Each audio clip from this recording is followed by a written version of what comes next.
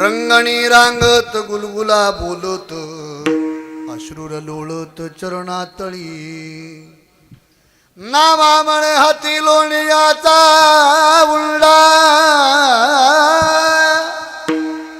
गवळणीचा तोंडा भुलविला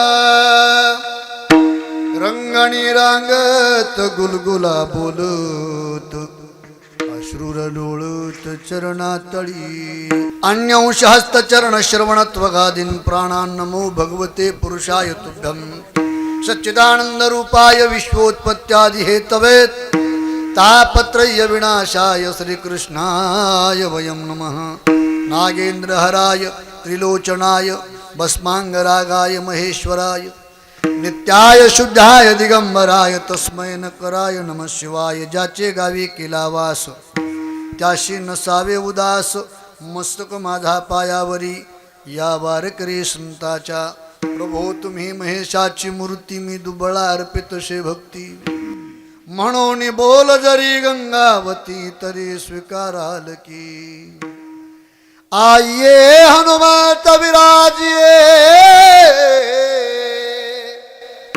कथा करो मति अनुसार प्रेम सहित गादी धरो विराजिए पवन कुमार शिवे लागे सेवक झालो तुमच्या लागलो निज चरणा अहो स्वामी तुकया देवा यावरी न करावा अवीरु विठ्ठल दुःखाची निवृत्ती सुखाचे ते सुख पाहता श्रीमुख गोविंदाचे रंगणी रांगत गुलगुला बोलत अश्रूर लोळत चरणातळी प्रस्तुत कीर्तनरूपी सेवेकरता निवडलेला अभंग अखिल कोट ब्रह्मांड चालक कर्तुम कर्तुम अन्यथा कर्तुम असणारा की ज्याला प्राप्त करण्याकरता अनंत जन्म घेऊन अनंत साधना कराव्या लागतात तरीही न प्राप्त होणारा जो देव योगियाचा धारी दातना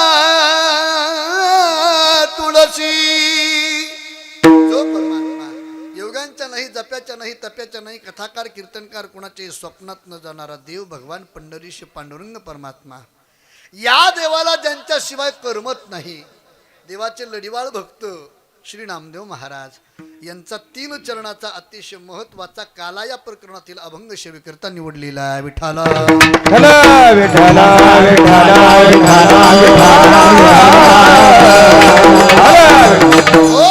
अभंगातील शब्द हा सरळ सरळ भावार्थ असा आहे या अभंगाद्वारे श्री नामदेव महाराज स्वतःला आलेला एक अनुभव व्यक्त करतात काय अनुभव आला महाराज तुम्हाला नामदेव महाराज म्हणतात दुःखाची निवृत्ती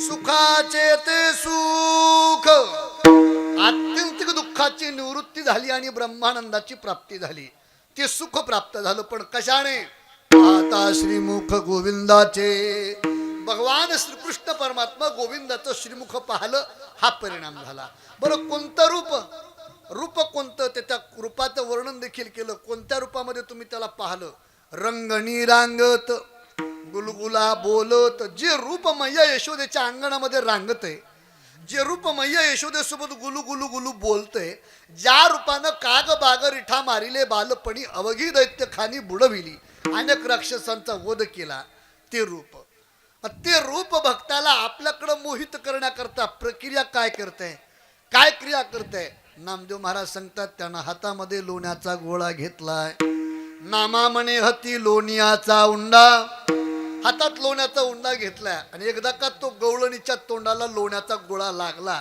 की गवळणी त्या तोंडा बोलविल्या मग लोणी कोणतं याचा आपण विचार करणार आहोत मग लोणी कोणतं तर लक्षपूर्वक आहे का मी तुम्हाला विचारतो लोणी कशाला म्हणतात लोणी कशाला म्हणतात दुधातलं जे आसार असतं त्याला काय म्हणतात मी तुम्हाला विचारतो लोणी कशाला म्हणतात दुधातलं जे आसार असतं त्याला काय म्हणतात मग जे दुधातलं आसार असतं ते ताक आहे ना दुधातलं आसार काय आहे ताक आहे आणि सार काय आहे लोणी आहे तसं जीवनातलं सार काय आहे सार सार सार विठोबा फलकट तो संसार येथे सार आणि ते लोणी नामरूपी लोणी एकदा का मुखाला लागलं की माझी मज झाली ही अवस्था त्या गवळणींची व्हायची असा अभंगाचा सरळ भाव आहे विठ्ठला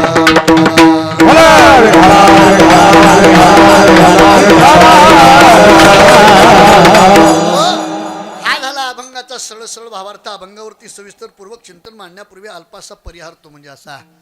सालावाद प्रमाणे प्रतिवर्षाप्रमाणे मोठ्या आनंदाने भगवंताच्या कृपेने साधू संतांच्या आशीर्वादाने तुम्हा सर्व ग्रामस्थ मंडळींच्या अनमोल सहकार्याने गेली 23 वर्षापासून चालू असणारी ही परंपरा या वर्षी 24वे वर्ष पूर्ण होत आहे.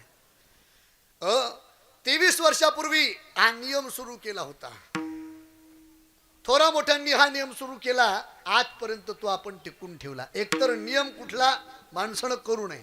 काय नियम करू नये, केला तर तो मोडू नये, बंद पडू नये. नामा म्हणे केशी राजा, केला नेम चालवी माझा. आणि हा वारकरी संप्रदायाचा एक साधनेचा नियम 23 वर्षापासून अव्याहतपणे आपल्या श्री क्षेत्र या सलगरा नावाच्या गावामध्ये चालू आहे.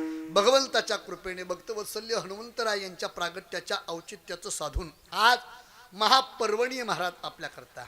का महापर्वणीय भक्तामध्ये अग्रगण्य असणारे भक्त जर कोण असतील तर हनुमंतराय. काय त्यांची भक्ती आहे, त्यांच्यासारखी भक्ती जगतामध्ये पुन्हा कोणाची नाहीये. जगद्गुरु तुकोबारांनी त्यांना हात जोडले आणि त्यांना तुकोबारांनी मार्ग विचारला, आम्ही भक्ती कशी करावी. काय भक्तीच्या त्या वाटा मज दावाव्या सुभटा. शरण गेले तुकोबाराय आणि तुकोबाराय म्हणतात भक्तीचा काय मार्ग आहे तो आम्हाला दाखवा. म्हणजे तुकोबाराय ज्यांना शरण जातात ते भक्त काय असतील महाराज.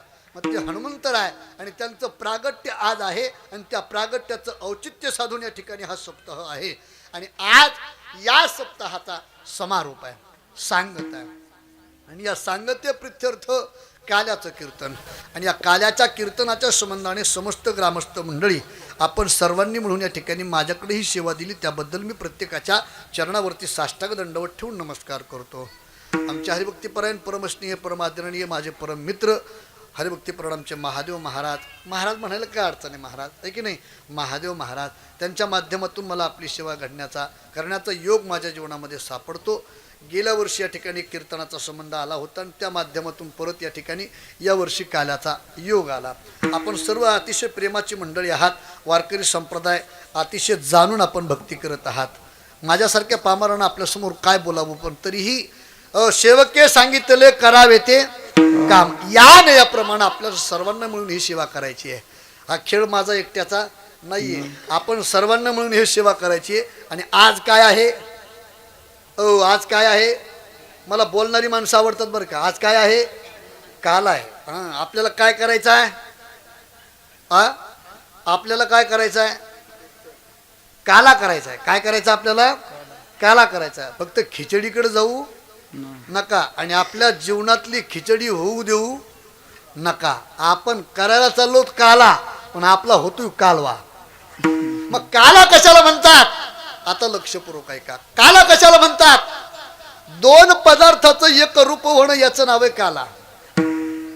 जीव आपण दशेत आहोत, आपल्याला शिवदशेमध्ये जायचंय तेव्हा आपला काय होईल, काला होईल. जीवशिवाय त्याचा काला तो आपल्याला करायचा आहे. हे रूपक आहे हरिनामाचा खिचडी काला, दही भाताचा काला हे रूपक आहे. पण मूळ जर काला कुठला असेल तर आपण जीव अवस्थेला आलेलो आहोत. आपल्याला शिव बनायचंय, शिवपर्यंत जायचंय. बरं मला सांगा, शिव बनायचंय का आपणच शिव आहोत. तुमचं काही दुखत का. मला प्रश्न विचारलेले माणसं आवडतात महाराज. शिव बनायचं आपल्याला का आपणच शिव आहोत. मुक्त होता परी बळे झाला बद्ध घेवोन या छंद. आपण शिवच आहोत, पण काय झालंय, अज्ञानाचं आवर्तन आपल्या वरती साचलेलं आहे. म्हणून जे आपलं नाही त्याला आपण आपलं म्हणतो म्हणून नाही, जे आपलंय त्याला आपण विसरत चाललोय. विठाला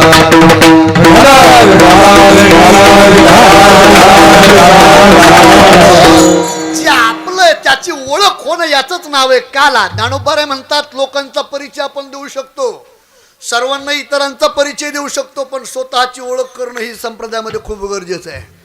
मानव जन्माला आपण आलोत ना, तर माणसानं काय केलं पाहिजे, देव नाही भेटला तरी चालेल, फक्त स्वतःची ओळख करून घेतली पाहिजे. मी बोलत नाही, ज्ञानोबारांची भाषा आहे. ज्ञानोबा म्हणतात, आहे मी कोण करावा विचार म्हणे ज्ञानेश्वर निवृत्तीचा. मी कोण आहे, मी कोण आहे याचा आपण कोहम कथमिधम जानाती, मी कुठून आलोय, मला कुठं जायचंय, मी कोण आहे याचा शोध आपण घेतला पाहिजे. आणि ज्या दिवशी मी कोण आहे हे आपल्याला कळलं का, त्या दिवशी त्याची सरडी ईरधार झाला सुफोल. मग काला झाला आणि तो काला करण्याकरता आपण या ठिकाणी एकत्रित आलेलो आहेत. विठ्ठल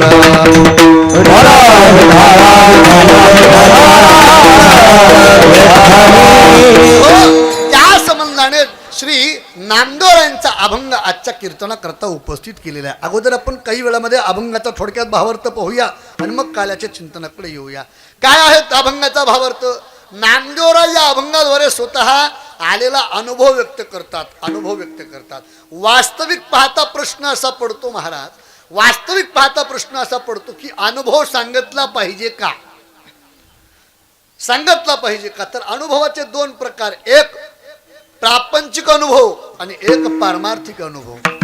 प्रापंचिक अनुभव सांगूच नाही. का नाही सांगायचा? त्याचं कारण आहे, प्रपंचामध्ये आहेच काय? ठाऊकची आहे संसार दुःखाचा, संसाराची अंगी अवघीच व्यसनी, किंवा संसार दुःख मूळ त्याचं दुःखात आहे, किंवा मूळ दुःख आहे, त्याचा जन्म दुःखात आहे आणि तो दुःखच भोगतोय आणि इतरांना देखील दुःख देतोय. मग त्याच्यामध्ये येणारा अनुभव सुखाचा असेल का? सुख नाही कोठे आलिया संसारी, आलिया संसारी, सुख नाही कोठे आलिया संसारी, आलिया संसारी, सुख नाही कोठे आलिया संसारी, आलिया संसारी, सुख नाही कोठे आलिया संसारी, आलिया संसारी, माया हवारी बघू नका, माया हवारी बघू नका, माया हवारी बघू नका, माया हवारी बघू नका. वादवडी आहे हा संसार, आहे हा संसार, दुःख वादवडी आहे हा संसार, आहे हा संसार, दुःख वादवडी आहे हा संसार, आहे हा संसार, दुःख वादवडी आहे हा संसार, आहे हा संसार.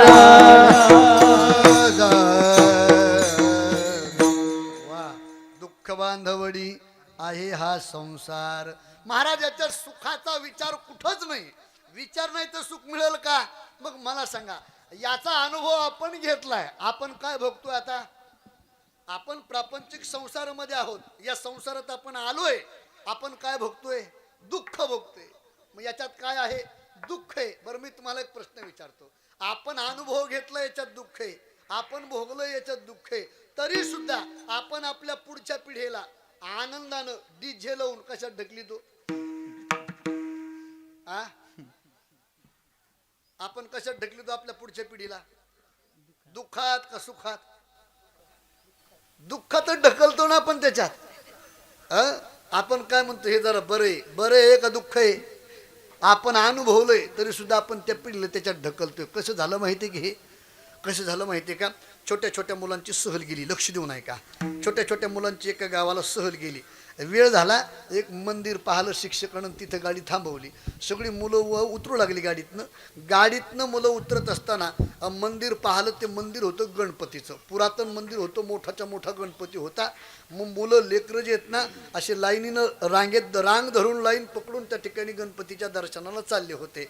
लहान पोरगा पुढं होता सगळ्यात, आणि सगळ्यात उंचीने मोठा होता तो पाठीमागे होता. म्हणजे पहिल्या नंबरला दर्शनाला गेलं का त्यानं गणपती पाहला. महाराज, गणपती एवढा होता, तो गणपती एवढा मोठा होता बरं का भागवत भाऊ. गणपती एवढा मोठा होता. त्या गणपती समोर जो उंदीर होता तो माझ्या एवढा होता. मग गणपती केवढा असला अनुमान काढा. मग त्या गणपतीच्या पायावर त्या लेकरानं डोकं टेकवलं आणि असं सगळं सहज त्यानं वरती पाहिलं. वरती पाहिल्याबरोबर गणपतीची ढेरी दिसली त्याला. त्यानं ढेरीवरती असा हात ठेवला आणि त्याचं नकळत बोट त्या बेंबीत गेलं गणपतीच्या. गणपतीच्या बेंबीत त्यानं बोट घातलं का तर त्या बिंबीत कोण होता? विंचू. आणि विंचवाला त्याचा स्पर्श झाल्याबरोबर विंचवानं त्याला जय हरी केला. नांगे दंश केला. दंश केल्याबरोबर त्यानं बोट बाहेर काढलं आणि आरडू लागला. वेदना झाली त्याला. पाठीमागच्यानं त्याला विचारलं, बाबल्या काय झालं रे? बाबल्या म्हणला, बंट्या काही झालं नाही, गार लागते, तू घाल बोट. बंट्यानं बोट घातलं. बंट्याला चावला विंचू. तूही आहा करायला लागला. आणि मग माग सखारामनं त्याला विचारलं, बंट्या काय झालं? बंट्या म्हणला, काय नाही झालं, घाल बोट, गार लागत आहे. मी कोणाच सांगायला लागलो? हे सांगायला कोणाचं मी? हे बंट्याचं बाबल्याचं नाही सांगायलो मी. हे आपलंच आहे. हा, लय गार लागत म्हणतो आपण, लय गार लागत.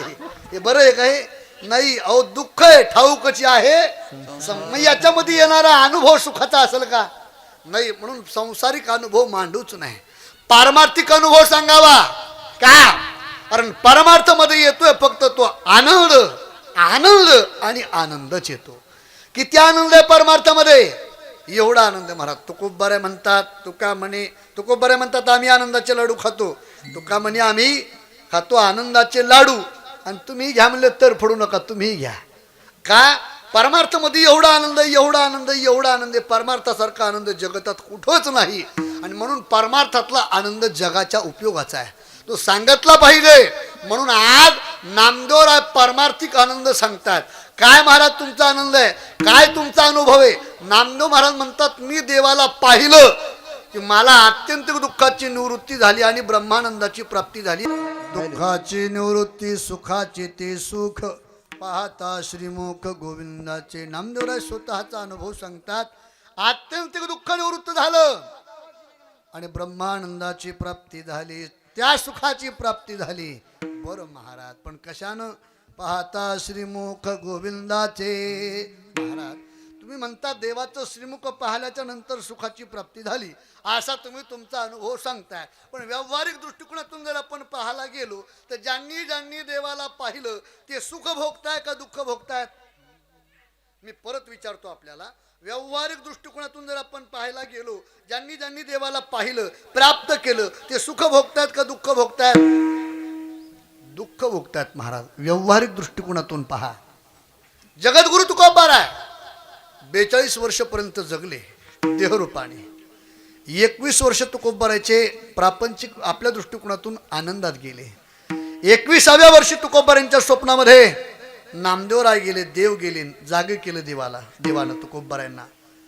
अभंगाची संख्या शेषत कोटी, उरले ते शेवटी लावी तुका.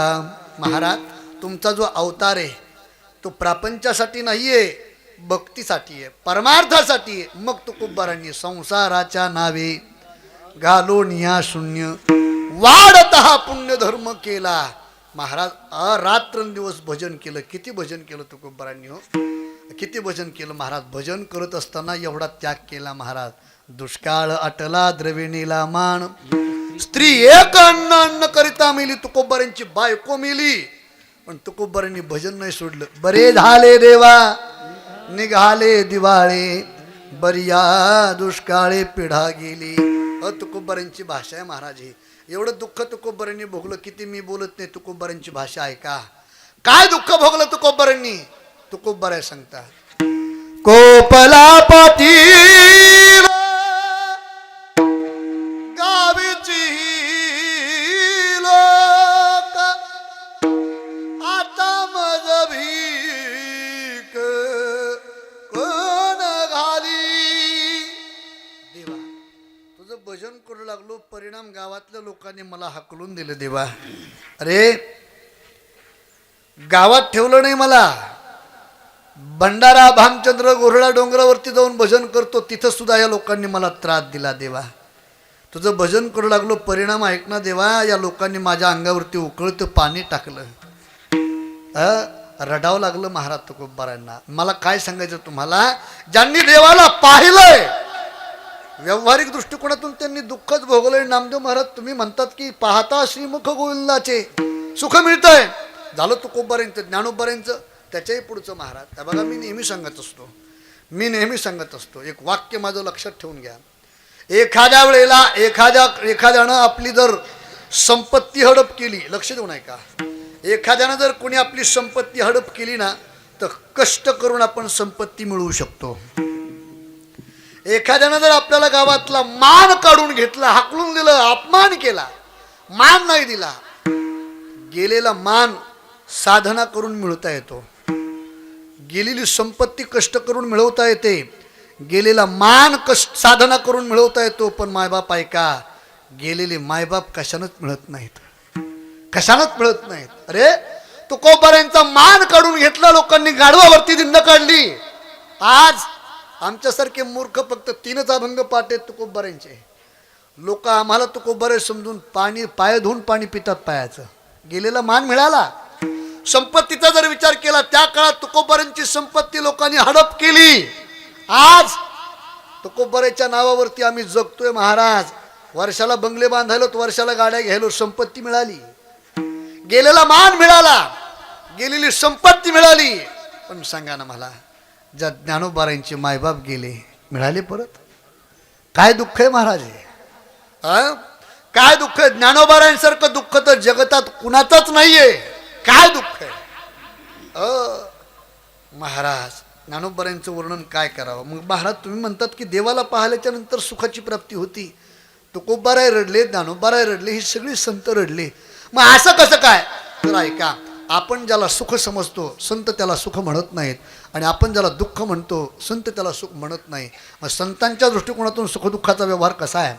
सुखदुःख कशाला म्हणतात तर ऐका, पुनरपी जननम पुनरपी मरणम पुनरपी जननी जठरे शयनम. किती वेळा जन्मा यावे, किती व्हावे फजित. पुन्हा जन्मणं, पुन्हा मरणं, पुन्हा जन्मणं, पुन्हा मरणं, हे आपलं रहाडगाडगं चालू आहे. कशाप्रमाणे? ज्ञानोबारांनी ज्ञानेश्वरीमध्ये उदाहरण दिलं. तुमच्या माझ्या प्रत्येकाच्या हातात काय आहे? तुमच्या माझ्या प्रत्येकाच्या हातात काय आहे? घड्याळ. या घड्याळीचा शोध कोणी लावला मला काही माहीत नाही, पण 750 वर्षापूर्वी ज्ञानोबारांनी ज्ञानेश्वरीत घड्याळ लिहिली. ज्ञानोबाराय म्हणतात हे घटिका यंत्र जैसे परिभ्रमिका उपजेते नासे नाशेते पुनरपी दिशे. आणि हे घटिका यंत्र जैसे, जसं घड्याळीचा काटा फिरत राहतो का, तसं हा जीव देह बदलत फिरत राहतो. मी बोलत नाही, ज्ञानोबारांचं प्रमाण. तुकोबारांनी त्याला पुष्टी केली. तुकोबाराय म्हणतात, उपजल्या पिंडा मरण सांगाते, मरते उपजते सवेची ते. मरणाची तव गाठोडे पदरी, मरणाची तव मरणाची तव गाठोडे पदरी, मरणाची तव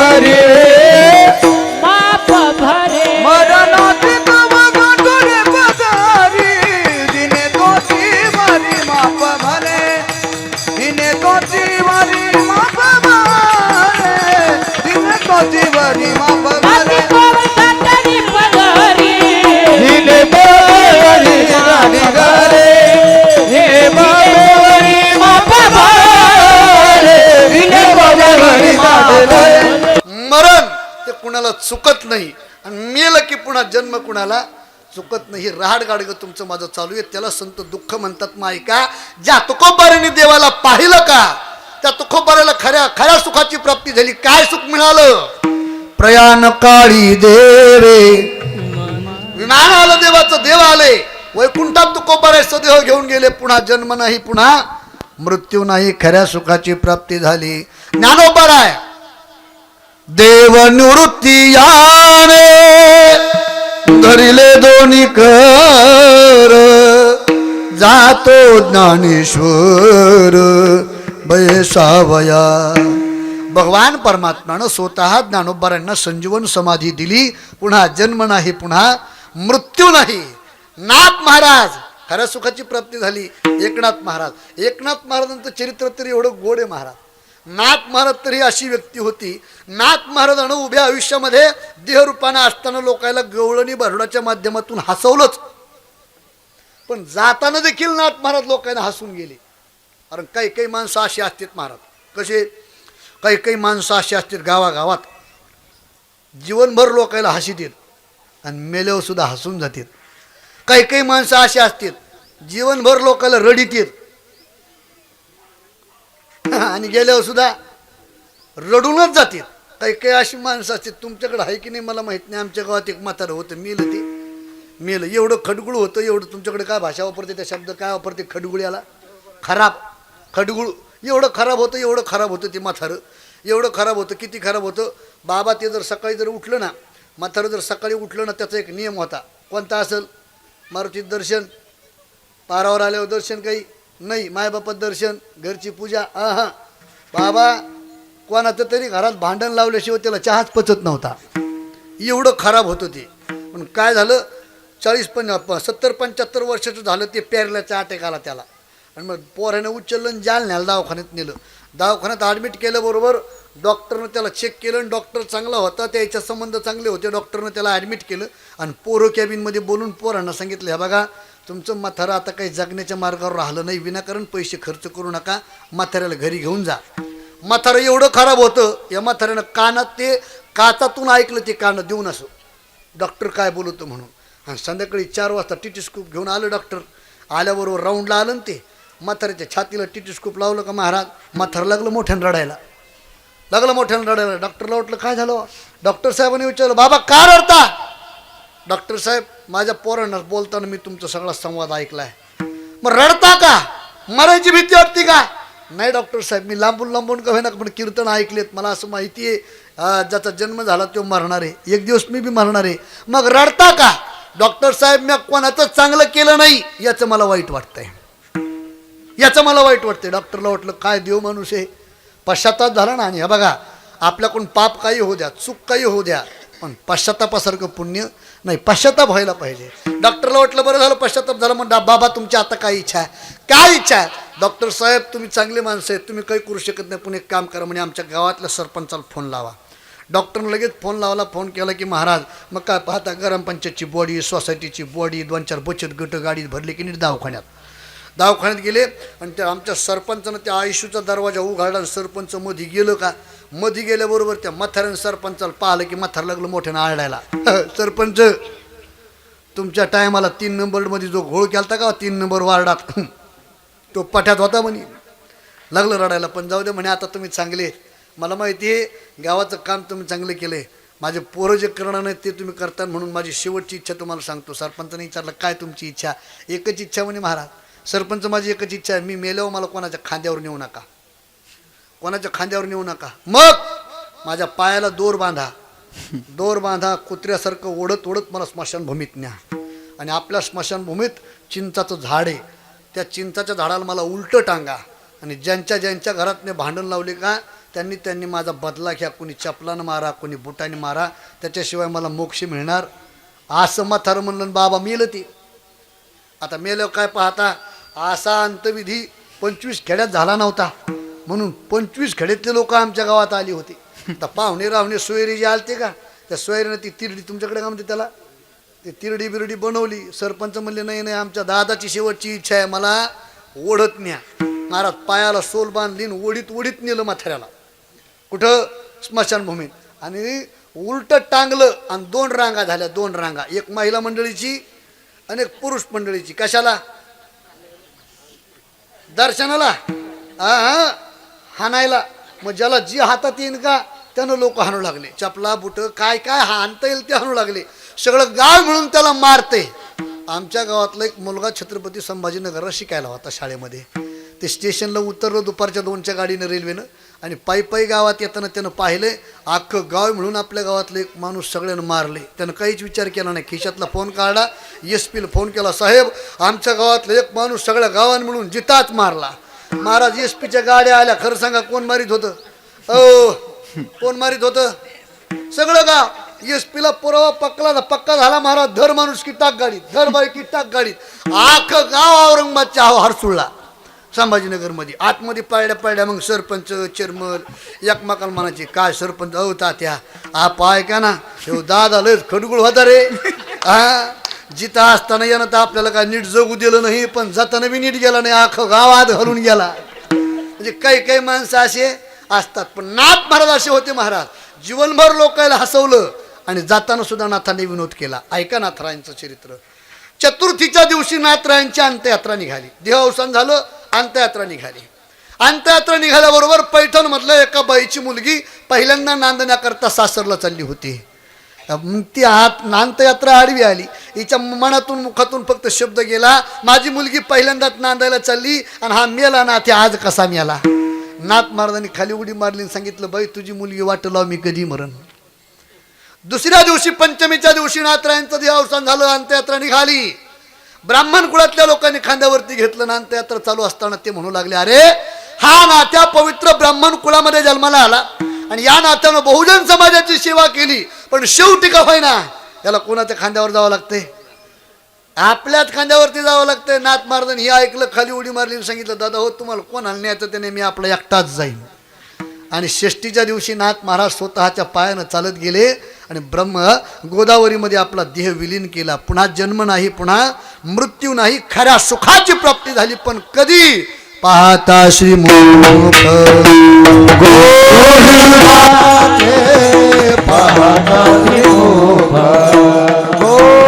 गोविंदाचे, पाहता श्रीमुख गोविंदाचे पाहता श्रीमुख. हे दुःखाची निवृत्ती, सुखाचे ते सुख, दुःखाची निवृत्ती, सुखाचे ते सुख, सुखाची निवृत्ती, सुखाचे ते सुख, दुःखाची निवृत्ती, सुखाचे ते सुख, सुखाची निवृत्ती, सुखाचे ते सुख, सुखाची निवृत्ती, सुखाचे ते सुख, सुखाची निवृत्ती, सुखाचे ते सुख, सुखाची निवृत्ती, सुखाचे ते सुख. पाहता त्रिमुख गोविंदाचे, पाहता त्रिमुख गोविंदाचे, रंगानी रागत गुलगुला बोलत, रंगानी रागत गुलगुला बोलत. पाहता श्रीमुख गोविंदाचे, पाहता श्रीमुख गोविंदाचे, रंगानी रागत गुलगुला बोलत, रंगानी रागत तुला बोला. दुःखाची निवृत्ती, सुखाची ते सुख, पाहता श्रीमुख गोविंदाची. कोणत्या सुखाची प्राप्ती झाली आपल्या लक्षामध्ये आलं. बर, ते रूप पाहिल्याच्या नंतर सुखाची प्राप्ती झाली. महाराज मग तुकोनाथ नामदेव महाराज तुम्ही आम्हाला का सांगता, हे आम्हाला का सांगतात? त्याचं कारण एक मी महाराज, आपणही कशी आहोत सध्या, आपली परिस्थिती कशी, आपण प्रत्येकजण दुःखातच आहोत ना महाराज. जो देखे सो दुखिया बाबा, सुखिया कोई नहीं रे. राजा दुखिया, प्रजा दुखिया, दुखिया जंगम जोगी, प्रत्येक जण दुखी आहे. आणि ते नामदेवरायनं पाहिल्याच्या नंतर बुडते हे जीव न देखावे डोळा. हे जीव दुःख भोगतात, हे संतांना सहन होत नाही. संत कसं करतात माहिती आहे का? तुमच्या माझ्याकरता संतांचं हृदय तुमच्या माझ्याकरता लोण्याप्रमाणे. कसं आहे? लोण्याप्रमाणे. आईची उपमा दिली महाराज संतांना. बघा, एखादं लेकरू, एखादा मुलगा, एखाद्या आईचा एखादा मुलगा आता सध्या जर कडक उन्हामध्ये खेळत असेल आणि त्या मुलाला, त्या लेकराला आईनं जर आवाज दिला, बाळा इकडे ये, बाळा येत नसेल, उन्हातच खेळत असेल, आईला राग येतो. शेवटी आई काय म्हणते? बाळ्या उन्हात नको मरू, सावलीत मर. म्हणजे त्या आईच्या बोलण्याचा शब्दाचा जो अर्थ आहे, सावलीत येऊन मर असा असतो का? नाही. तसं हृदय संतांचं आहे, तसं हृदय संतांचं आहे. कशाप्रमाणे करतात संत माहिती तुम्हाला सांगतो आहे का?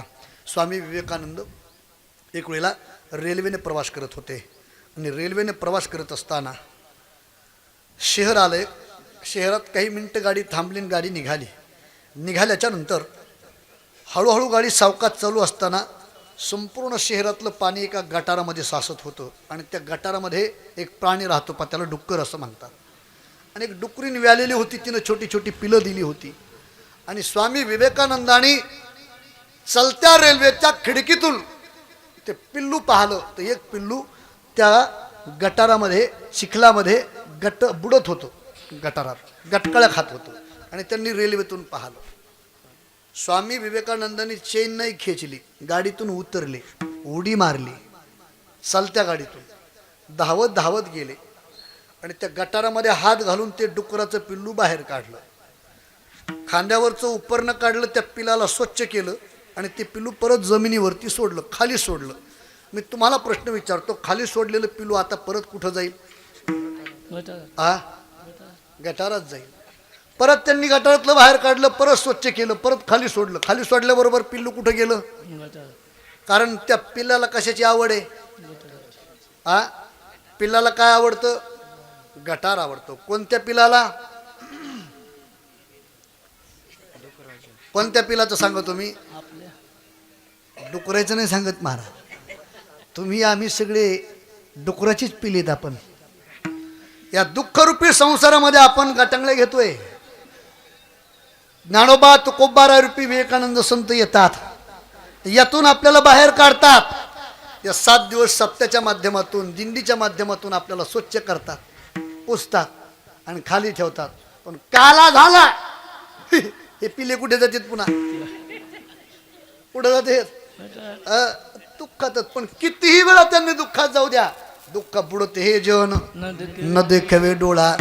ते बुडताना पाहतात म्हणून त्यांना देखवत नाहीये, म्हणून सांगतात की बाबांनो तुम्हालाही सुखाची आवश्यकता आहे. म्हणून त्याला पाहिल्याशिवाय तेने विन जीवा सुख नव्हे. म्हणून माझा अनुभव सांगतो, त्याला पहा. बर महाराज, त्याला आम्ही पाहू, पण अनंत रूपे अनंत वेशे, त्याचे अनंत रूप आहेत, अनंत वेश आहेत. मग तो कोणत्या रूपात पाहिल्याच्या नंतर आम्हाला आनंद वाटेल? नामदेवराने ते रूप सांगितलं दुसऱ्या चरण.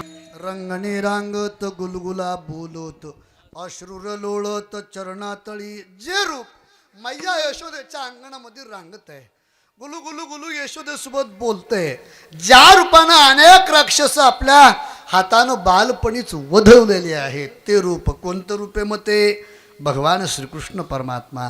ते रूप पाहिल्याच्या नंतर सांगू महाराज, ते रूप एकदा का पाहिलं ना, ते रूप एकदा का पाहिलं का, पाहिलं की ते म्हणत पाहिली या वेदलाभी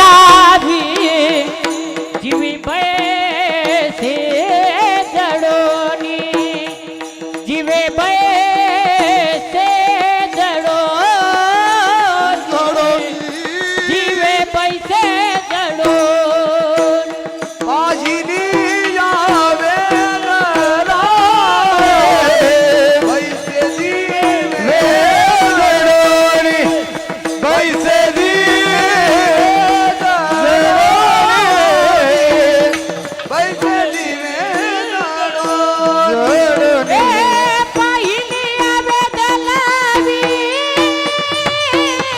बैसे जीवे जडोनी, बैसे जीवे जडोनी,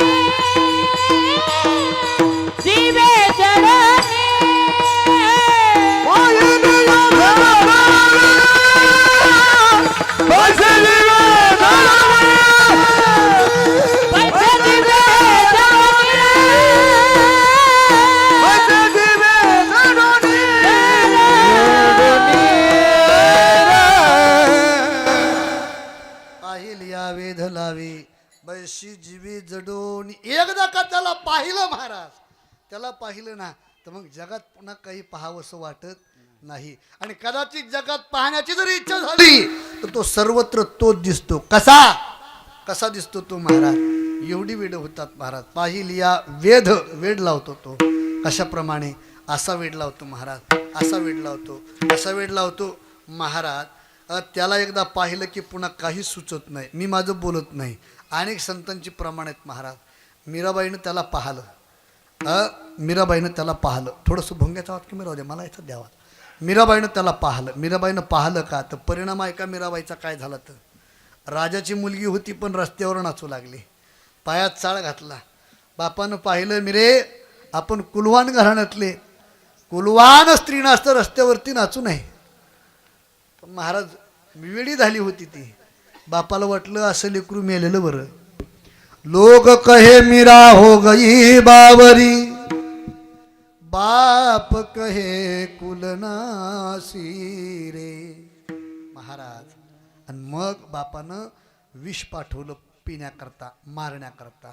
विष का प्याला राणाजीने भेजा, पिवत पिवत मिरासी रे.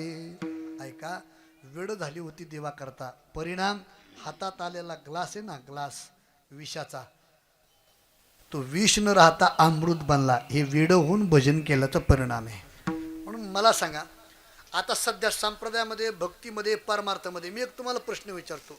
येडे माणसं असावं का शहाणे?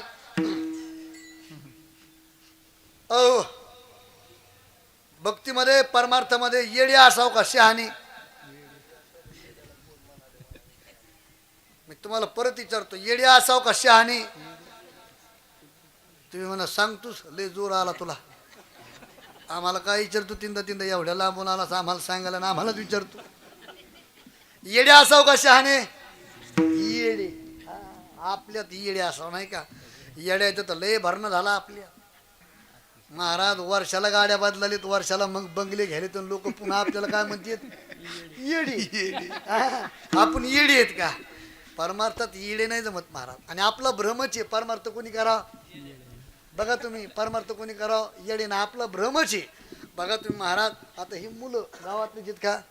त्या संस्थेतले, कोणाच्या संस्थेतले? ते लव महाराज, त्यांच्या संस्थेतली मुलं येते. मला सांगा, आता त्या महाराजांचे जर मुलं आपल्या गावात आले, हरिपाठाला, दिंडीला वगैरे, त्या मुलांनी पावल्या खेळल्या, आपल्याला सुद्धा वाटतं आपलं पोरग संस्थेत टाकावं. खरं सांगा, आपण आपलं पोरग संस्थेत कोणतं टाकीतो? मला अनुभव होता.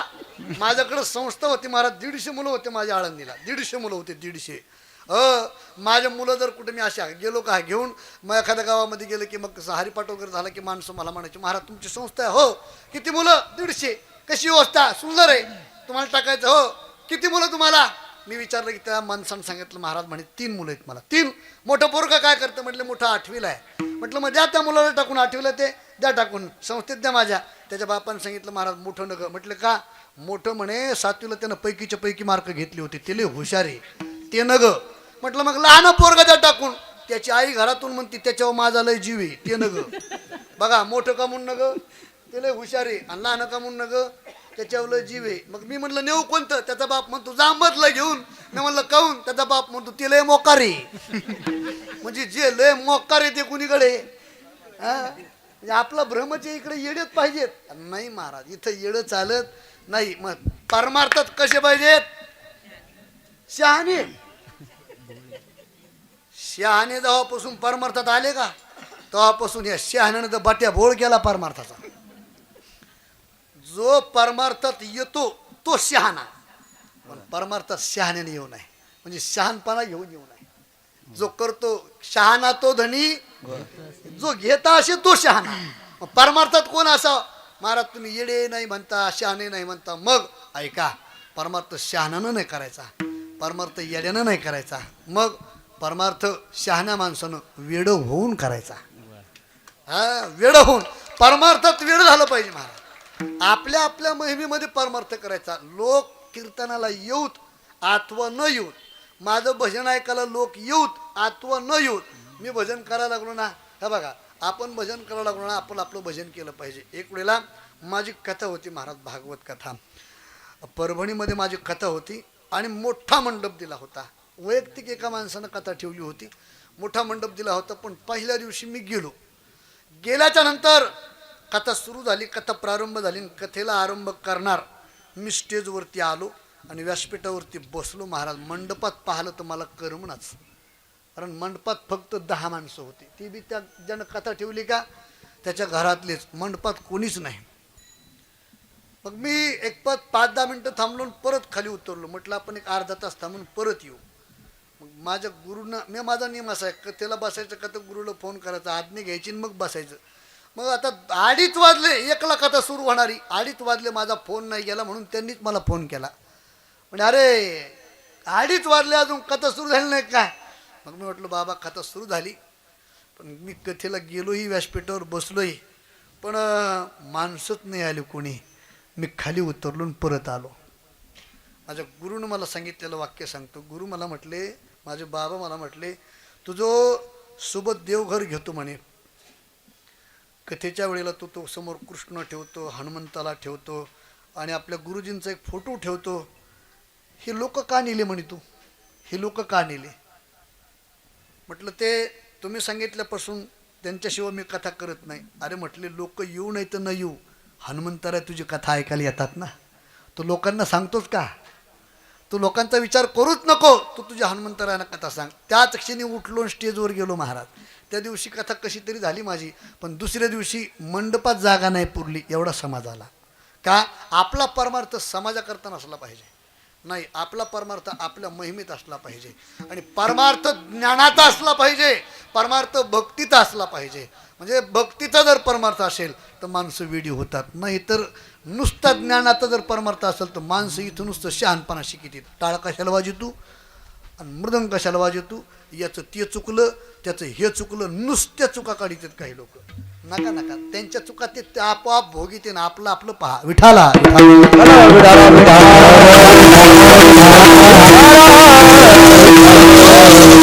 व्हायचं. भगवंताला पाहिलं की वेळ होत होतो महाराज. ते रूप कोणतं रूप? देवाचं रूप. रंगणी रांगत गुलगुला बोलत त्या रूपाला जन पाहिलं का ते वेळ झाले. बरं, ते असणारं रूप भक्ताला मोहित करण्याकरता, आपल्याकडे मोहित करण्याकरता ते प्रक्रिया काय करतंय? नामदेवरायनं सांगितलं, त्यानं हातात घेतलंय काय? नम म्हणे हाती लोनियाचा गोळा, नम म्हणे हाती लोनियाचा उंडा, म्हणे हाती लोनियाचा उंडा, नम म्हणे हाती लोनियाचा उंडा.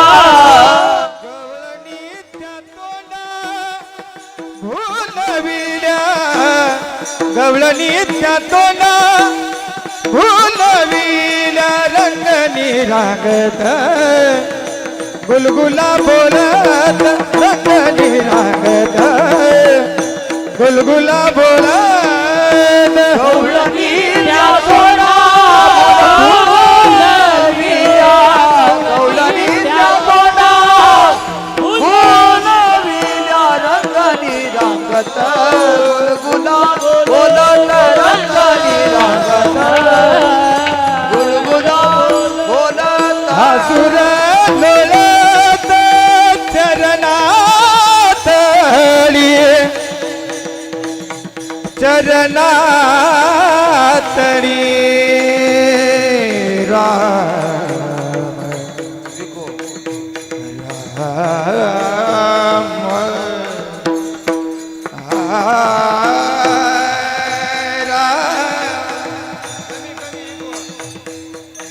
असुर लोळत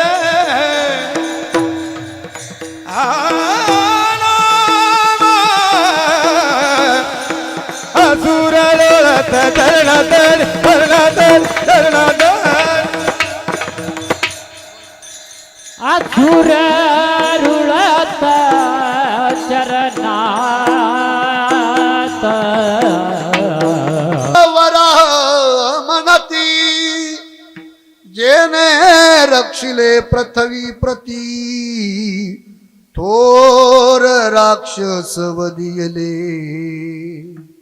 तिसरा अवतार घेतला भगवंतानं वराह रूप. नाशिकेवरती पृथ्वीचं संरक्षण केलं, हिरण्याक्षाचा वध केला, अवतार संपला. चौथा बागुल नरहरी, घोर खांबात गुरगुरी,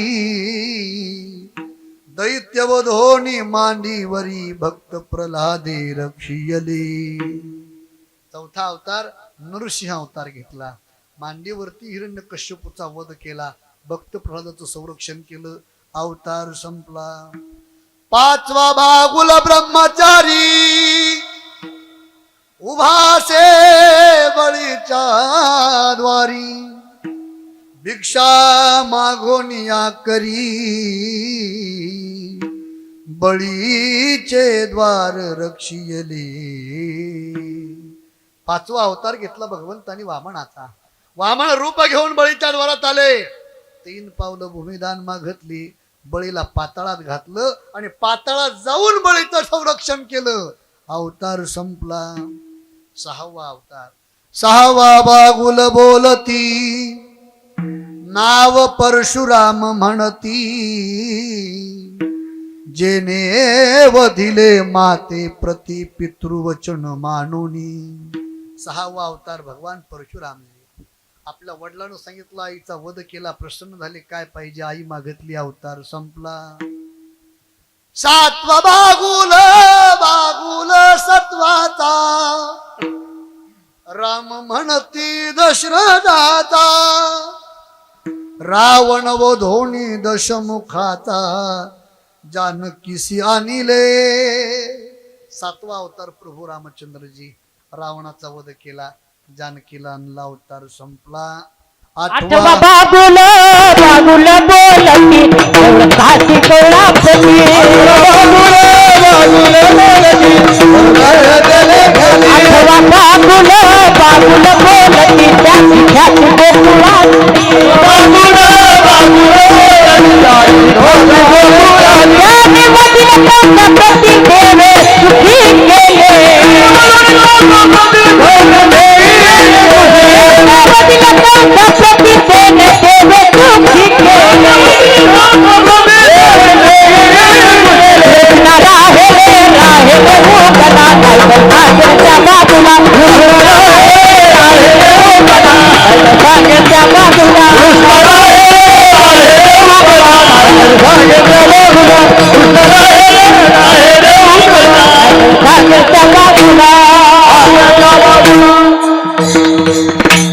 आठवा बागुल बोलती नाव जेने गोकुळी केली ख्याती. दैत्यवधोनी कंसा प्रती देव सुखी केले. 8वा अवतार कन्हैयाचा. 9वा बागुल बोलती नाव बौद्ध म्हणती. ज्याची कुणा नकळे गती बौद्ध रूपी राहिला. 9वा अवतार बौद्ध. अजून कुणाला कळाला नाही. 10वा कलंकीचा रथू कैसाई बाधाव तू. नामा म्हणे पंढरीनाथू बागुल तू झालासी. हे 10 अवतार भगवंताने घेतले. बरोबर. कोणत्या काळातले, किती काळातले? 3 काळातले. 3ही काळातले. किती काळ? 3 काळ. कोणते कोणते काळ? सकाळ, दुपार आणि संध्याकाळ. हे काळ नाही. मग भूतकाळ, वर्तमान काळ आणि भविष्य काळ. 3ही काळातले अवतार हे 10. मग 10 अवतारात भगवंताचं चरित्र केलंय. 10 अवतार वर्णन करायचे का? नाही. मग या 10 अवतारापैकी काही अवतार कारणापुरते आणि काही अवतार परिपूर्णोत्तम आहे. 2 अवतार परिपूर्णोत्तम कोणते? राम आणि कृष्ण. मग राम कृष्णाचं चरित्र उच्चारण करायचं का? तरीही नाही. ज्या अवतारात भगवंतानं लीला केल्या ती अवतार. मग लीला कोणत्या अवतारात केल्या? कृष्ण अवतारात केल्या. मग तो अवतारात सांगायचा, तो अवतारात वर्णन करायचा. आजच्या कीर्तनामध्ये तो अवतार ऐकायचा महाराज. का? त्याची एवढी ताकद आहे, एवढी ताकद आहे. आज त्याचं जर चरित्र ऐकलं, श्रवणे परीक्षिती तरला तो भूपती. 7 दिवसा मुक्ती झाली त्याशी. पवित्र भोईन चरित्र उच्चारे. पवित्र भोईन चरित्र उच्चारे. रूपाचा आधारे गोजरिया. गोजरिया रूपाचा आधारे गोजरिया. पवित्र भोईन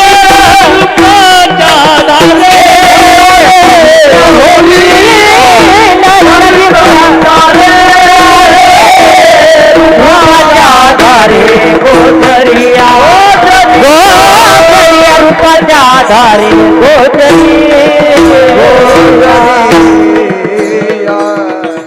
पवित्र होईन चरित्र उच्चारे. रूपाच्या आधारे गोजरिया. पवित्र होतो आपण महाराज. तसं जर पाहायला गेलं तर शरीराचा जर विचार केला तर तुमचं माझं शरीर कसं आहे? कसं? घाण आहे, घाण. किती घाण आहे? शरीर दुःखाचे कोठार, रोगाचे. या शरीरासारखं दुर्गंध जगात काहीच नाही. किती घाण आहे आपलं शरीर. आपलं शरीर किती घाण आहे हे जर आपल्याला पाहायचं असेल तर फक्त 2-4 दिवस आंघोळ करू नका, मग कळत आहे. नशीब आपलं महाराज त्या वेगवेगळ्या प्रकारच्या साबणा निघाल्यात म्हणून बरे, नाही तर माणसात बसले नसती. एवढं घाण शरीर आहे आपलं. किती घाण आहे. माझे गुरुवरी वैकुंठवासी भारतीदास साहेबराव महाराज कोठाळकर दादा आम्हाला नेहमी सांगायचे. दादा म्हणायचे माणसाचं शरीर एवढं घाण आहे, माणसं तर जित्यापणी काही कामाला येत नाही, म्हणजे जिवंतही काही कामाला येत नाही जिवंतपणी, आणि मेल्यावर सुद्धा माणसं तर काही कामाला येत नाही, काही कामाला येत नाही. येतंय का नाही महाराज. गाय बघा, गाय जर असेल ना गावरान गाय, गाय जिवंतपणी कामाला येते आणि गाय मेल्यावरही कामाला येते. गाय जर जिवंत असेल तर गाय दूध देते महाराज. दुधानं शरीर पवित्र होतं, सदृढ होतं. गाय गोमूत्र देते. गोमूत्र जर घरामध्ये शिंपडलं तर घर पवित्र होतं. गाय शेण देते. त्या शेणानं जर सडा टाकला अंगणामध्ये तर अंगण पवित्र होतंय. पण आता गाईचं शेण राहिलं का? गाईचं राहिल्या शेण राहिलं का? सडा राहिला का? आता आलंय ते नवीन शेण. म्हणजे कोण्या गायचे ते अजून मला गाय सापडली नाही. मी लय दिवस झाले ती गाय शोधित होती. दुकानावर 10 रुपयाला पुडी भेटत ती सडा टाकायची. ती तुमच्याकडे नाही आली का? हा, पिवळी चटक पुडी महाराज. तुम्ही सिटीमध्ये जा पहा तुम्ही, लय भारी शहरामध्ये आलंय ते शेण. नाही, गाईचं शेण कामाला येतं, गाईचं गोमूत्र कामाला येतं, गाईचं दूध कामाला येतं. कदाचित गाय जर मेलीच तर गाईचं आतड पकवादाच्या दवालीला काम येत आहे, आणि गाईचं कातड धुमाला पुडीला काम येत आहे. गाय जिवंतपणी कामाला येते, गाय मेल्यावर कामाला येते. बाबा माणूस केव्हा कामाला येतो? माणसाचं केव्हा काही कामाला येते? माझे गुरुवारी दादा म्हणायचे असा कोणता शहाणा माणूस आहे का तुमच्या गावात ज्यानं माणसाच्या शेणानं सडा टाकलाय? आहे एवढं घाण शरीर आहे. पण हे शरीर, या शरीरानं जर आज भगवान कृष्ण परमात्माचं चरित्र ऐकलं तर पवित्र होत आहे. पवित्र होईन चरित्र उच्चारे, एवढी ताकद त्या चरित्रामध्ये आहे. म्हणून आज काल्याच्या कीर्तनात त्या देवाचं चरित्र, काय चरित्र बरं, चरित्र उच्चारण करायचं कोणतं? देवे केले गोकुळी. भगवान परमात्मा गोकुळामध्ये यायला लागले, आले. पण हे बघा, देव येण्याच्या अगोदर समजतो, देव येण्याच्या अगोदर समजतो म्हणून देवाची जयंती केल्या जाते. संत गेल्यावर समजतात म्हणून संतांची पुण्यतिथी केल्या जाते. आणि तुमचं माझं काय होतंय? तुमचं माझं काय होतंय? श्राद्ध. ते बिन आपली जर पुढची पिढी चांगली असेल केलं तर श्राद्ध, नाही तर काहीच नाही आपलं. का? देव येण्याच्या अगोदर कळतो म्हणून जयंती आहे, संत गेल्यावर कळतात म्हणून पुण्यतिथी आहे. आपण येण्याच्या अगोदरही काही कळत नाही, आपलं गेल्यावरही काही कळत नाही, आणि आपण हाय तोवरही लोकांना आपलं काही कळत, म्हणून आपलं केलं तर श्राद्ध आहे. देव येण्याच्या अगोदर समजतो. मग महाराज देव मथुरेमध्ये प्रकट झाला. भगवंतानं आईला सांगितलं होतं मला इथं ठेवू नको, गोकुळात नाही. म्हणून ऐका, आता परत एक सांगतो तुम्हाला, ऐका. चलता बोलून जातो. प्रत्येकाची इच्छा असते की देव आपल्या उदरी यावा, चांगला मुलगा जन्माला यावा, संत जन्माला यावे. प्रत्येकाची इच्छा असते. ज्याच्या हातातली बिडी कधी पडत नाही त्याला वाटतं माझं पोरग चांगलं निघावं. ज्याच्या हातातली बाटली कधी सुटत नाही त्याला सुद्धा वाटतं माझं पोरग चांगलं राहावं. पण ऐका, आपल्या उदरी देव जन्माला यावा, संत जन्माला यावे, चांगले लेकर जन्माला यावे, याच्याकरता माय बापाला दुःख भोगावं लागतं, त्याग भोगावा लागतो. काय त्याग आहे? देवकीचं चरित्र गोड आहे. काल्याच्या कीर्तन सांगण्याचा तो विषय नाहीये, पण देवकीचं चरित्र खूप गोड आहे महाराज. काय चरित्र आहे देवकीचं? अरे, ज्या दिवशी देवकीच्या डोक्यावरती अक्षदा पडली का त्या दिवशीपासून बाबा देवकी रडत होती. तर रडत रडत देवकी मेली, मरेपर्यंत रडली देवकी. देव उदरी जन्माला यायचा होता ना, कारागृहात पडली, आणि मग महाराज पहिला मुलगा झाला, कीर्तिमान त्याचं नाव. कंसानं त्याचा वध केला. माय, आपलं लेकरू जर कुठं बाहेर शिकायला असेल, लक्ष द्या जरा, आपलं लेकरू जर कुठं बाहेर शिकायला असेल ना, आणि ते जर उद्या जाणार असेल तर त्याची माय रात्रभर झोपत नाही, रात्रभर झोपत नाही. वेगवेगळे पदार्थ बनवते, त्याच्या बॅगा भरते, सकाळी उठलं लेकराला स्नान करवते, सुंदर आपल्या हातानं सजवते.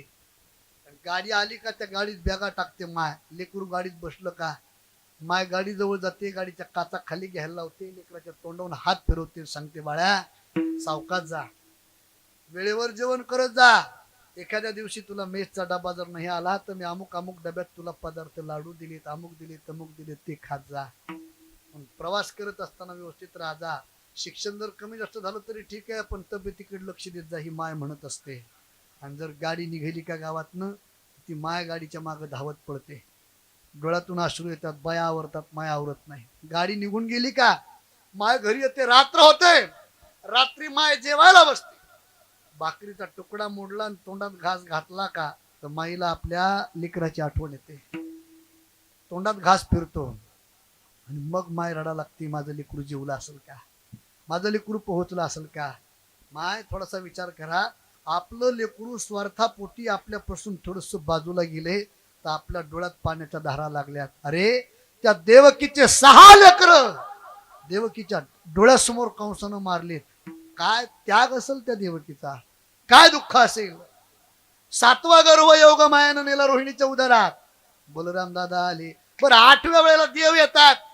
देव आल्यावर तरी आनंद पाहिजे का नाही, सुख पाहिजे का नाही. ज्याच्या करता हे दुःख भोगलंय आला तो, मग तो आल्यावर तरी नाही, तो आला का. आल्याबरोबर ती रडू लागली ना आपल्या मालकाला सांगू लागली, सोडा सोडा मिठी लपवा लपवा जग जेठी, जनी कंसाशी कळेल माझ्या बाळाशी मारेल. लवकर उचला, कंसाला जर कळालं तर मारेल. महाराज जन्म झाल्या झाल्या लेकरू त्या आईपासून दुरावल्या गेलं. सांगा मला काय दुःख त्या देवकीला. एवढं दुःख महाराज, म्हणून आपल्या उदरी चांगली लेकरं जन्माला यावे याच्या करता त्याग भोगावा लागतो. विठाला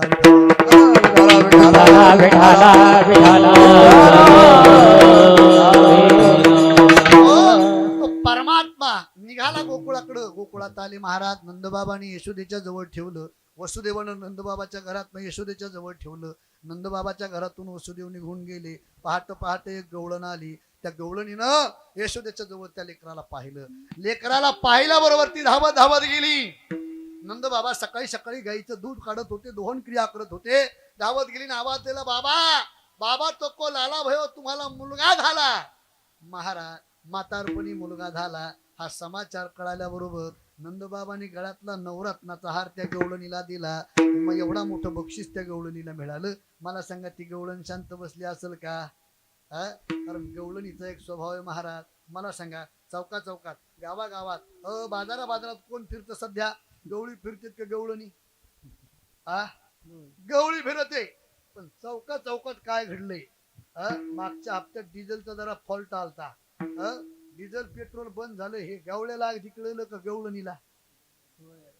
का म्हणून, कारण त्यांचं नेटवर्क एवढं स्ट्रॉंग आहे महाराज. त्याच्याकडे एक मंत्र ठरलेला आहे, तुला म्हणून सांगते कोणाला सांगू नको. महाराज असं म्हणून सगळ्या गावात पांगते ते. तसं ती गवळण तिला कळालं का ती शांत बसली नाही. ती गवळण सांगती गवळणीला, गवळण सांगती गवळणीला, गवळण सांगती गवळणीला, गवळण सांगती गवळणीला.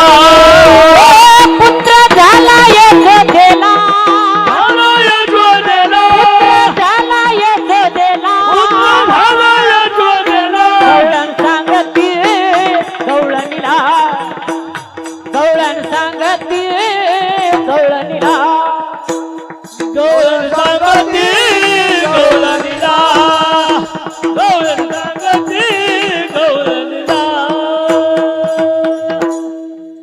समग्र गोपाळ वारे तुम्ही, तुमच्या करता मी आलोय. सगळ्यांना मिठीत घेतलं आणि मग देवानं पाहिलं तर सगळे गोपाळ माझ्यासारखे होते. माझ्यासारखे म्हणजे अगदी पहिलवान होते महाराज. अगरबत्ती छाप होते सगळे. मग देवानं सांगितलं का रे दही दूध तूप लोणी तुम्हाला खायला भेटत नाही का. म्हटले नाही. खायचं का. म्हटले हो. काय करावं लागल. याल तरी या रे लागे, अवघे माझ्या मागे मागे, आजी देतो पोट भरी, रे म्हणाल तो वरी, माझ्या पाठीमागे या. देवा आम्ही तुझ्या बरोबर येऊ, पण आम्हाला मिळेल काय, काय करावं लागल. देवानं सांगितलं आपल्याला चोरी करायची. मग साहित्य सांगितलं देवानं. ऐका चोरी करण्याकरता साहित्य सांगितलं देवानं. देव म्हटले खडे घ्या, वस्त्रगाळ माती घ्या, काठी घ्या, सराटे घ्या. अरे पेंढ्या म्हणला देवा चोरी करायची म्हणतो तू, खडेन मातीन हे कुठं असतं का चोरी करायला? चोरी जर करायची म्हटलं तर रिव्हॉल्वर लागतो, कोयता गुप्ती लागते, हे साहित्य देव म्हणले मी सांगतो तसं घ्या. पण देवा याचा वापर कसा करायचा? आता ऐका बरं का, ऐका. देव म्हटले ऐक पेंद्या, पेंद्या खडे कशा करता? हे बघ हे शिंक उंच असेल, आपला हात पुरणार नाही. मग काय घ्यायचं? खडा घ्यायचा आणि त्या शिंक्याला मारायचा. त्याचा आवाज जर टणटण आला तर समजून घ्यायचं ते शिंक, ते गाडगं कसं आहे, तो डेरा कसा आहे, रिकामा आहे. आणि देव रिकाम्या डेऱ्याचा स्वीकार करत नाही. कोणता डेरा रिकामा? भरलेला डेरा जर असेल तर देव स्वीकार करतो. मग कोणता डेरा भरलेला पाहिजे? आपला डेरा कोणता भरलेला पाहिजे? हा जो डेरा आहे ना, हा भरलेला पाहिजे महाराज. हा नाही महाराज, या शिंक्यावरती हा गोल डेरा आहे. हा भक्ती ज्ञान वैराग्यानं भरलेला पाहिजे.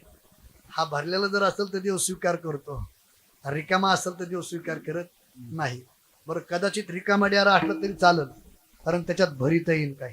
पण काही काही डेरे कशी आहेत माहिती का, भरलेले नाहीत आणि रिकामे नाहीत. त्याला तुमच्याकडे काय म्हणतात? अर्धवट. अर्धवट.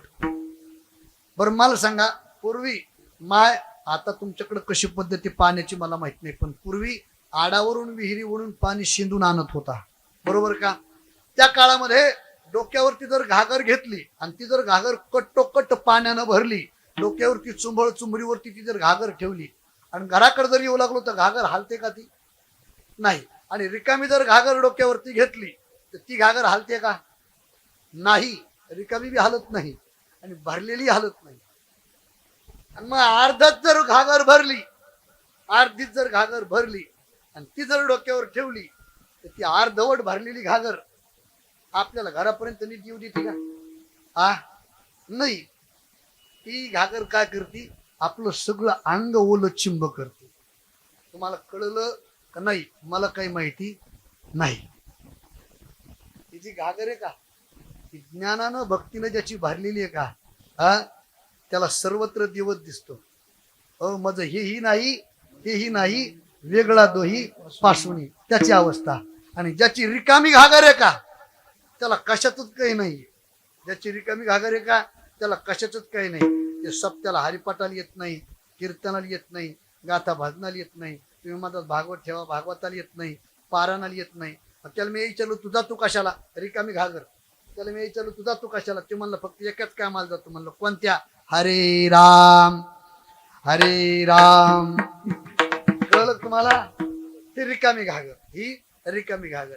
ही तर बरी, रिकामी बरी भरलेली बरी. पण जी अर्धवट घागर आहे का, अर्धवट घागर, ही धोरणातच नाही महाराज. अर्धवट म्हणजे ज्याला अर्धवट परमार्थातलं ज्ञान आहे ते याला नाव ठेवीन, त्याला नाव ठेवीन. म्हणजे ही निंदा करणारी या अर्धवट घागर. मग ऐका, देवानं सांगितलं भरलेला जर डेरा असेल तर मग आपण तो स्वीकारायचा. तेव्हा खडे कळाले. मग काठी कशा करता? पेंढ्या आपला हात पुरणार नाही. मग डेरा उंच असेल, काठीनं डेरा फोडायचा, दही दूध तुपवून खायचं. ठीक आहे म्हणे. देवा खडे कळाले, काठी कळाली, की माती कशा करता वस्त्र घाल. पेंढ्या आपण जर दही दूध तुपवून खाल्लं आणि एखादी गवळण जर जागी झाली आणि आपल्याला पकडण्याकरता जर पाठीमागं लागली तर खिशातली माती काढायची आणि तिच्या डोळ्यात टाकून द्यायची. डोळे चुळूस्तोर निघून जाऊ आपण. पण पेंढ्या म्हणला देवा लय हुशारी रे तू, कुठं होता रे तू शिकायला? देव म्हणले पेंढ्या मी सलगाऱ्यातच होतो बा, अंगणवाडीत भात खाला. पेंढ्या देवा तुले हुशारे, पण गवळणी तुझ्या पुढच्या म्हणजे काही गवळणी जर चष्मा घालून आल्या तर. मग देव म्हणले सराटा कशा करताय? तुम्हाला सराटा माहितीये का? सराटा, सराटा तुमच्याकडं भरपूर सराटे आहेत. तुमच्याकडं भरपूर सराटे. सराटा म्हणजे सराटा जातीचा काटा आहे. त्याला 3 बाजूनं काटा राहतो, 3. बरं का? कुणाला? सराट्याला. त्याला कुठेही टाका त्याचा एक काटा वरच येतो. त्याला कसंही टाका त्याचा एक काटा कुणाचा? त्याला तुम्ही इलेक्शनच्या मिटिंगला बसवा त्याचा एक काटा वरीच येतो. त्याला तुम्ही सप्त्याच्या मिटिंगला बोलवा त्याचा एक काटा. मी कुणाचं सांगतो हे लक्षात ठेवा. बाकीच्याकडे तुम्ही जाऊ नका. सराटा देवान सांगितलं सराटे घ्या. पायात काटा मोडला आपण निघून जाऊ. पण पेंढ्या म्हणला देवा एखादी गवळण चप्पल घालून आली तर.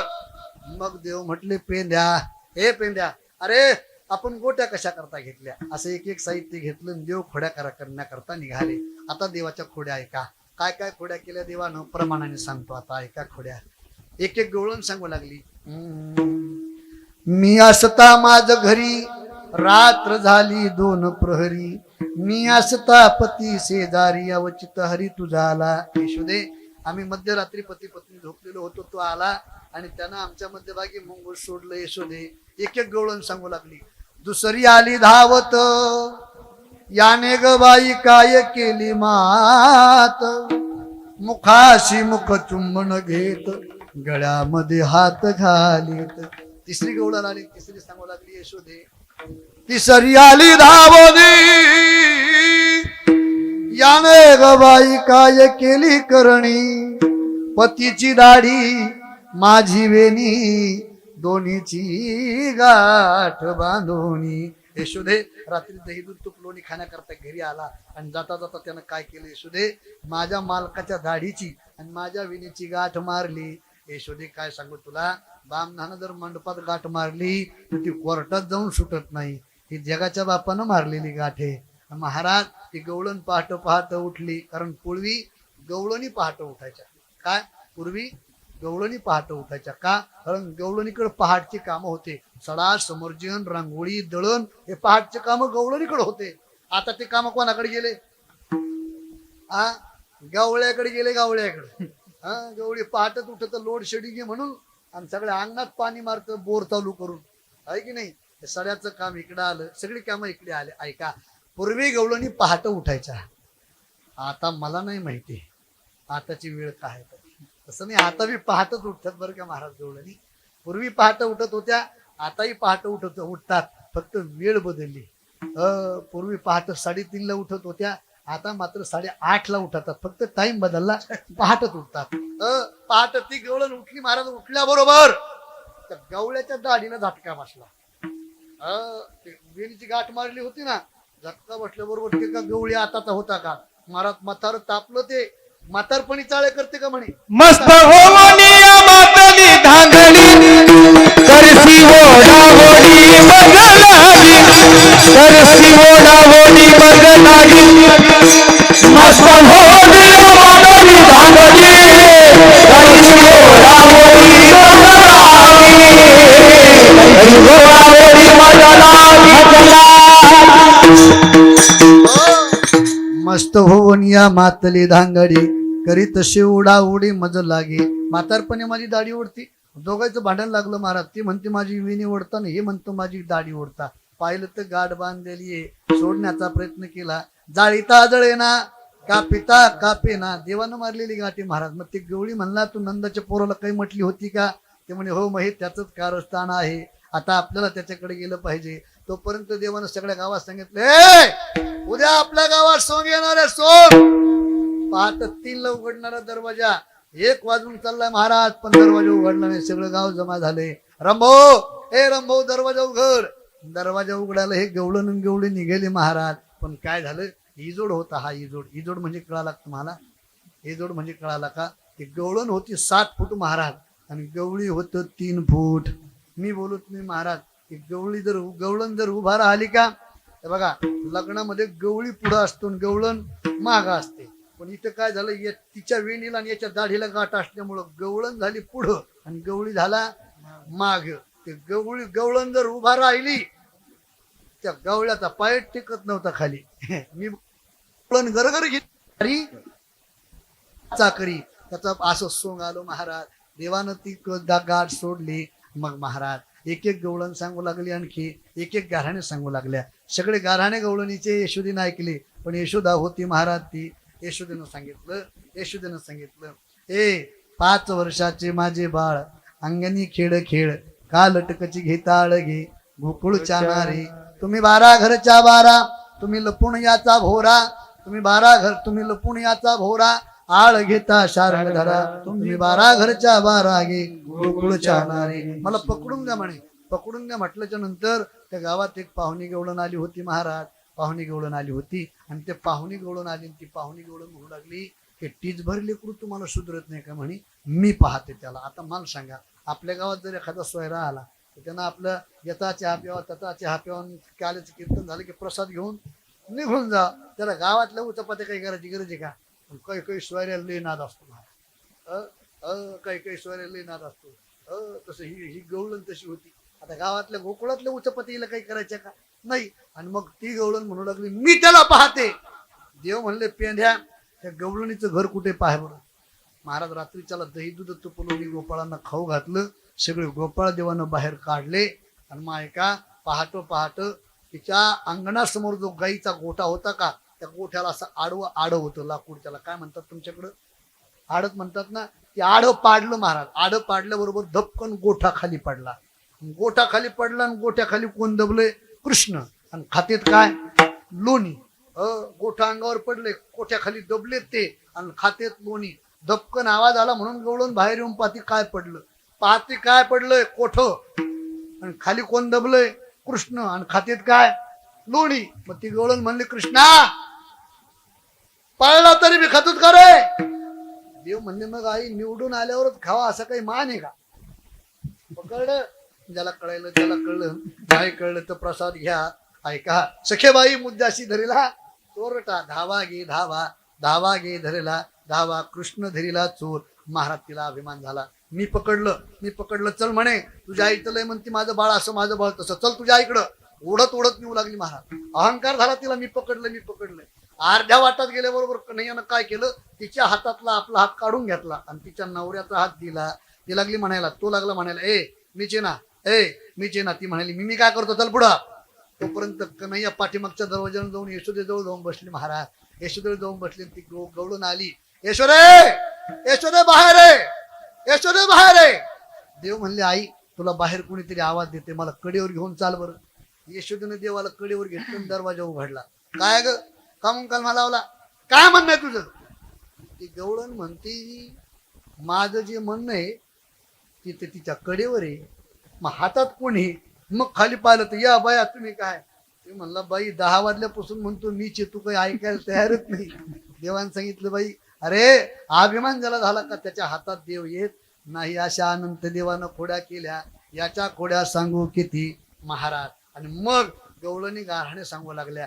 यशोदा त्रस्त झाली. मग यशोदेनं सांगितलं हे देवा खोड्या नको करू माझे बाबा.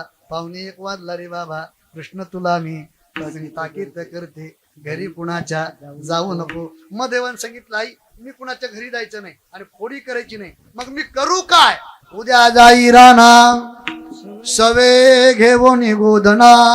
देवा उद्या तू गाई चारण्या करता जा. मग गोपाळांना सांगितलं अरे तुम्ही गाया घेऊन सारे गोपाळ रानात या. सगळे गोपाळ आले महाराज. देवानं यशोदेनं देवाला कडेवरती घेतलं सुंदर सजवलं आणि चौकात आणलं. देवाच्या नवलक्ष गाई तिथे आल्या. गोपाळांच्या हातात हात दिला आणि मग यशोदेची डोळे भरून आले आणि यशोदा गोपाळांना म्हणू लागली जवळीच खेळा जाऊ नका दूरी सांभाळा मुरारी प्राण माझा. गोपाळांनो जवळ खेळा दूर जाऊ नका. कन्हैया माझा प्राण आहे. कालिया नावाचा सर्प यमुनेमध्ये जवळ खेळा दूर जाऊ नका. गाई चालल्या वनाप्रती. गाई आल्या महाराज वृंदावनामध्ये. गाई चरू लागल्या. मग गोपाळ सगळे भगवंतानं एकत्रित केले. माझे गडी कोण कोण माझे गडी कोण कोण माझे गडी कोण कोण माझे गडी कोण कोण निवडा भिन्न या तुम्ही निवडा भिन्न या तुम्ही हरी निवडा भिन्न या तुम्ही निवडा भिन्न या तुम्ही निवडा भिन्न या तुम्ही निवडा भिन्न या तुम्ही माझे गडी कोण कोण निवडा भिन्न या तुम्ही निवडा भिन्न या तुम्ही माझे गडी कोण कोण निवडा भिन्न निवडा भिन्न या तुम्ही. अरे माझे गडी कोण कोण निवडा भिन्न यातून. 2 ग्रुप केले आणि भगवंत सर्व गोपाळांसोबत खेळ खेळू लागले. कोणते कोणते देवानं खेळ खेळले महाराज? एक एक खेळ खेळला महाराज. अनेक प्रकारचे खेळ आहेत. विटी दांडू चेंडू लगोरी नाना परी अनेक प्रकारचे खेळ खेळले. एकच खेळ सांगतो आणि शिवेला पूर्णविराम देतो महाराज. एकच खेळ सांगतो आणि शिवेला पूर्णविराम देतो. कोणता खेळ? सध्या संपूर्ण जग ज्या खेळाला लय वेळ झाले. कोणता खेळ तो? रात्री कीर्तनाला नव्हती लेकर, IPL चालू आणि लेक सट्ट्यावर पैसे लावायले घ्या. तुमच्या गावात आहे की नाही मला माहिती नाही. नाही म्हणण्यापेक्षा असेलच. चला त्याविषयी सोडून. लोक एवढे येडे झाले, जग येडे झाले. बरं मला सांगा, हा खेळ आपला आहे क्रिकेट का इंग्लंडचा आहे? आपलाच आहे. पण काय आहे महाराज, आपलं आपल्याला जमत नाही. ते चेंडू फळी नाव होतं आपलं, ते गेलं आणि क्रिकेट नाव घेऊन आलं, लोकांनी डोक्यावर घेतलं. एवढे वेळे झाले, एवढे वेळे झाले. बरं मला सांगा, आहे तरी ते काय क्रिकेटमध्ये आहे? काय क्रिकेटमध्ये? बाळा तुम्ही क्रिकेट खेळता का रे? हा खेळताना बरोबर आहे. मला सांगा, ग्राउंड वरती फिल्डिंग करत असताना, फिल्डिंग करण्याकरता ग्राउंड वरती त्या ग्रुपचे किती लोक असतात? हा किती असतात? 11 असतात. वा वा 11 असतात. नाही नाही अनुभव त्याचा. ऐका नाही त्याच्या, ऐका मला त्याच्याबद्दल बोलायचे तुम्हाला. 11 असतात. 11 असतात बरोबर. ए बाळा, एका बाजूला स्टंप किती असतात? 3 स्टंप कशाचे असतात? लाकडाचे, आहे की नाही? वा वा वा हुशार आहे पोरगा. वा वा वा स्टंप कशाचे? लाकडाचे. म्हणजे त्याच्यात लाकडं किती झाले? 3 लाकडं. त्या 3 लाकडाच्या समोर बॅट घेऊन एक वाकडं, एकच असतं ना ते वाकडं, एकच असतं ना. 3 लाकडं त्या समोर एक बॅट घेऊन वाकडं, 11 इकडं तिकडं आणि कीर्तन सोडून बघणारे सगळे. मी कशाला म्हणू? ऐका ऐका क्रिकेटमध्ये काय आहे, ऐका. 11 प्लेयर आहेत महाराज बरोबर आहे. 3 स्टंप आहेत आणि बॅट्समॅन किती असतात रे? 2 असतात. ग्राउंडवर बॅट्समॅन किती असतात? 2. तसं देवानंही तो क्रिकेट नावाचा खेळ खेळला. ऐका आता त्यातला अध्यात्म ऐका. देहरूपी ग्राउंड आहे. हे देहरूपी काय आहे? ग्राउंड आहे. या देहरूपी ग्राउंड वरती फिल्डिंग करण्याकरता 11 प्लेयर आहेत. 5 ज्ञान इंद्रिय, 5 कर्म इंद्रिय. किती झाले? 10. आणि या 10 जणांचा जो मेन असतो त्याला कॅप्टन म्हणतो आपण. 10 जणांचा जो कॅप्टन आहे तो 11वं मन आहे. हे झाले प्लेयर. 3 स्टंप कोणते? रजगुण, सत्वगुण आणि तमगुण. हे 3 स्टंप आहे. बॅट्समॅन किती झाले? 2. आपली पळापळी कोण करते? आपली पळापळी पुनरपी जननम पुनरपी मरणम, ही पळापळी आपली कोण करते? माया आणि ब्रह्म. हे 2 झाले बॅट्समॅन. अशा प्रकारे देवानं खेळ खेळले. आता चला, आणि मग खेळ खेळत असताना गोपाळ म्हणले, देवा खांदी भार पोटी भूक, काय खेळा याचे सुख, खेळ सारावा पळता. मग देवानं सांगितलं, तुमच्या खांद्यावरती भूक कोणती? खांद्यावरती भार कोणता आहे? पोटामध्ये भूक कोणती आहे? तर ऐका, मोक्षरूपी भूक पोटामध्ये आहे. आणि पूर्णपी जननम पुनरपी मरणम, हे दुःख खांद्यावरती आहे. म्हणून ते दुःख दूर झालं पाहिजे. म्हणून देवा आता खेळ सारावा परता. देवानं सगळे तुम्हाला आकारामध्ये बसवले. देवानं सांगितलं, चला ओळू गाई बसू जेऊ एके ठाई.